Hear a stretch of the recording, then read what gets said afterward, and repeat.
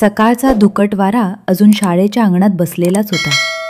गेटमधून आत शिरताना शिक्षिका स्वरा एक वेगळीच तणावाची चाहूल घेत होती, कारण तिच्या हातातल्या पिशवीत नेमके 80,000 रुपये होते आणि हे पैसे आज तिने कोणाकडे द्यायचे होते. यातून येणारा परिणाम तिच्या संपूर्ण आयुष्याला उलथून टाकू शकत होता. स्वरा दिसायला शांत, संयमी आणि गुणवान शिक्षिका, पण गेले 3 दिवस ती जणू कुणाच्या सावलीने पाठलाग केल्यासारखी अस्वस्थ दिसत होती.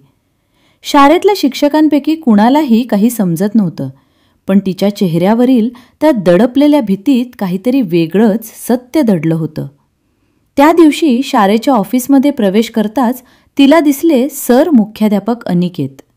वयाने 50शीतले, साधे, शांत, नियम पाळणारे, पण स्वरा त्यांच्या नजरेला नजर देत नव्हती. ती काहीतरी मोठं लपवत असल्याचे स्पष्ट जाणवत होते.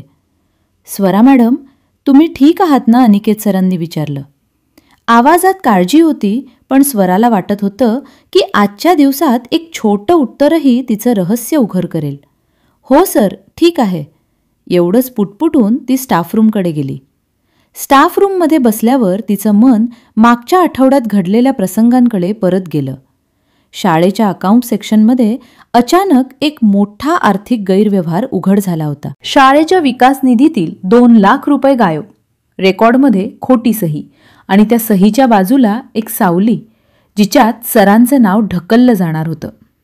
शाळा व्यवस्थापनानं प्राथमिक चौकशी केली तेव्हा अनिकेत सरांवर संशय नेमका कसा आला कोणालाही समजत नव्हतं, कारण सर इतके स्वच्छ प्रतिमेचे की छोटा गैरव्यवहारही त्यांच्याशी जोडणं अविश्वसनीय होतं.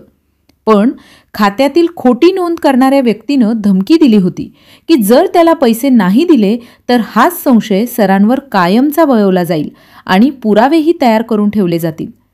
त्या व्यक्तीनं कोणाला निवडलं होतं? स्वराला. कारण शाळेतील आर्थिक कागदपत्र सांभाळण्याची जबाबदारी तिच्या हातात होती आणि म्हणूनच ती या कटात चित्त्यासारखी अडकली होती.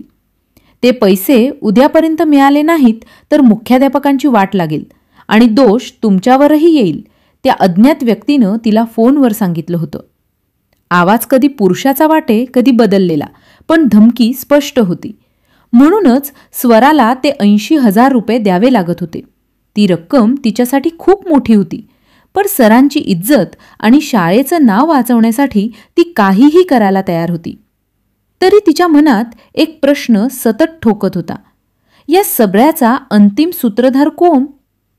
दुपारी लंच ब्रेक संपताच स्वराला तो मेसेज आला. पाठीमागच्या जुन्या प्रयोगशाळेच्या इमारतीत 3 रुपये 10 पैसे घेऊन. प्रयोगशाळा इमारत आता वापरात नव्हती. तिथे धूळ, कोळ्याची जाळी, तुटलेल्या खिडक्या आणि दिवसासुद्धा अंधुक वातावरण. पण आज तिथे कोणाचा तरी घातक प्लॅन तयार होता.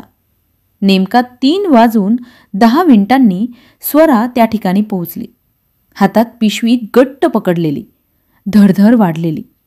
इमारतीच्या आत पाय टाकताच तिला हलकीशी सटक आवाज आला. कुणीतरी तिथे आधीच होता हे जाणवलं. पैसे आणलेस? एक दमलेला खरखरीत आवाज तिच्या मागून आला. स्वरात दचक लागत फिरली. अंधारात उभा असलेला व्यक्ती चेहरा झाकून होता. हो, इथे आहेत, स्वरा म्हणाली. हात पुढे करताच त्या व्यक्तीने पिशवी हिसकावून घेतली.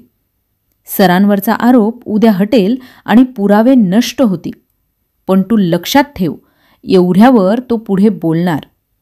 इतक्यात अचानक मागच्या बाजूने एक टॉर्चचा प्रकाश सरळ त्याच्यावर पडला. थांबा, 1 पाऊलही हलवू नका, आवाज होता अनिकेत सरांचा. पण मागे 2 पोलीस अधिकारीही होते. त्या अज्ञात व्यक्तीचा हात थरथरला. तो पळण्याचा प्रयत्न करू लागला, पण पोलिसांनी क्षणार्धात त्याला पकडलं. स्वरा स्तब्ध झाली. सर इथे कसे आले? हे सगळं त्यांना आधी कळलं होतं का? सर तिच्याजवळ आले आणि शांत पण जखमी आवाजात म्हणाले, स्वरा, मी 3 दिवसापासून तुझ्यावर काहीतरी मोठं ओझं आहे हे पाहत होतो. आज सकाळी तू ऑफिसमध्ये आलीस तेव्हा तुझ्या बॅगेत पैसे असल्याचं दिसलं. तुझ्या डोळ्यातल्या भीतीनं मला सर्व सांगितलं. मी लगेच पोलिसांना माहिती दिली आणि आपण मागून तपासही सुरू केला. स्वरा अश्रूंनी भरलेल्या नजरेनं विचारली. पण सर, तुम्हाला दोष देण्याचा प्लॅन कोणी आखला होता? पकडलेल्या व्यक्तीचा चेहरा पोलिसांनी काढलेला मास्क बाजूला पडला. तो होता निलेश, शाळेचा क्लर्क, जो अनेक महिन्यांपासून पैशांच्या नोंदीत फेरफार करत होता आणि भ्रष्टाचार लपवण्यासाठी सरांवर आरोप ठेवण्याचा सोपा मार्ग त्याने निवडला होता. तूच खात्याचे रेकॉर्ड बदललेस आणि माझी सही बनवलीस, सरांनी विचारलं. निलेश खाली मान घालून उभा राहिला, पण नंतर चिडलेल्या आवाजात म्हणाला, हो, कारण तुम्ही शाळा इतकी प्रामाणिकपणे चालवत होतात की माझ्या प्लॅनला जागा नव्हती. व्यवस्थापन तुमच्यावर विश्वास ठेवतं, पण जर मी तुमच्यावर भ्रष्टाचाराचा ठपका ठेवला असता तर सगळं उलटलं असतं. स्वरानं आश्चर्यानं श्वास रोखला. हा कट एवढा खोल होता हे तिला कल्पना नव्हती. पोलिसांनी निलेशला घेऊन जाताच त्या जुन्या इमारतीत पसरलेलं मंद प्रकाश स्वच्छ वाटू लागलं. स्वरा थरथरत्या आवाजात म्हणाली, सर, मी तुम्हाला अडचणीत टाकलं. मला आधी सांगायला हवं होतं. अनिकेत सर शांतपणे हसले. नाही स्वरा, तू माझ्यावर विश्वास ठेवूनच यात अडकल्यास. पण तू एकटी पडू नये म्हणूनच मी तुझ्यावर लक्ष ठेवत होतो. तू चुकीचं काही केलं नाहीस, त्याने तुला फसवलं. शाळेचं वातावरण दुसऱ्या दिवशी पूर्ण शांत होतं, कारण निलेशचा गुन्हा सिद्ध झाल्यानंतर सर्व शिक्षकांना आणि व्यवस्थापनाला सरांविषयी नवीन आदर वाटू लागला. स्वरा मात्र त्या रात्री बराच वेळ विचार करत बसली.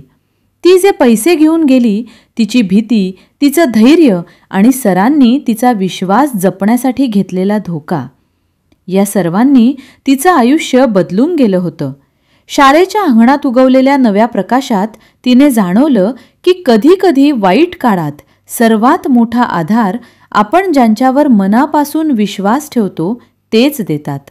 आणि सत्य कितीही दाबलं गेलं तरी ते योग्य वेळी स्वतःचा मार्ग बनवत समोर येतच.